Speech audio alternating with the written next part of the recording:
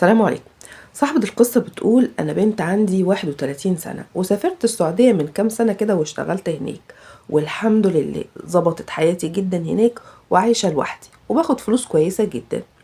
الحياة مش سهلة بس قدرت أقف على رجلي واعتمدت على نفسي ودخلي الشهري حلو قوي قوي.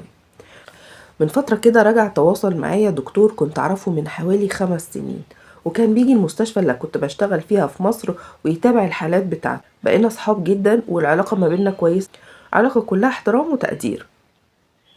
الموضوع ما كانش فيه أي حاجة، مجرد بس إن احنا في صداقة ما بيننا. المهم من كام شهر كده كلمني تاني وابتدى يحكي لي إنه بيدور على بنت علشان يتجوز ويستقر، وبعدها قال لي بكل وضوح انا عايزه اتجوزك. قال لي ان هو مقدرته بسيطه جدا، يعني كده هيجيب شقه ايجار، شبكه كده على قده، ومش هتفشخر بقى واقول لك هجيب لك شقه وشبكه قد كده وعفش قد كده. انا مش بتاع الكلام ده، انا بقول لك على امكانياتي ولك انك تقبلي او ترفضي. انا راجل عملي جدا وعايز حياه هاديه ومستقره، وفكري يا بنت الناس وردي عليا. بس المشكله بقى ان انا شايفه نفسي ان انا واحده جميله ومتعلمه وبشتغل بره واعتمدت على نفسي ودخلي كويس جدا، وحاسه ان انا استاهل اكتر من كده بكتير، غير انه اكبر مني بحوالي 10 سنين، وطبعا ده عامل عندي تردد، فانا مش عارفه اعمل ايه.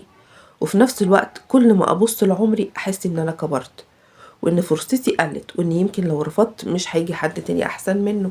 وبحس بقى بزعل على نفسي اني وصلت للمرحله دي ومش لاقي حد مناسب.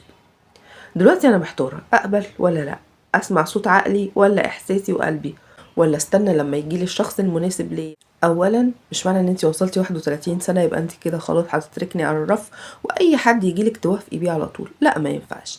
انتي لازم، انتي او اي بنت بتشتغل وكويسه وبنت ناس تستاهل اي حد يتعب علشانها، يعمل مجهود علشان يوصل لها، مش لمجرد ان انتي عديتي سن مثلا ال30 او كسرتي ال30 يبقى انتي تقبلي باي حد وخلاص. واضح جدا ان هو بقى بيضغط عليكي من ناحيه السن دي، قال بقى في نفسه كده ان هي طالما عدت ال31 سنه هتقبل باي حاجه وخلاص.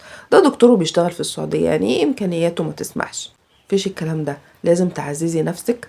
انتي او اي بنت اللي ياخدك من بيت ابوكي لازم يتعب فيكي كويس جدا جدا لحد ما تروحي بيته، فيا تاخدي اللي تستهلك ويشيلك فوق دماغه ويتعب فيكي علشان تبقي غاليه عنده، يا بلاش منه احسن.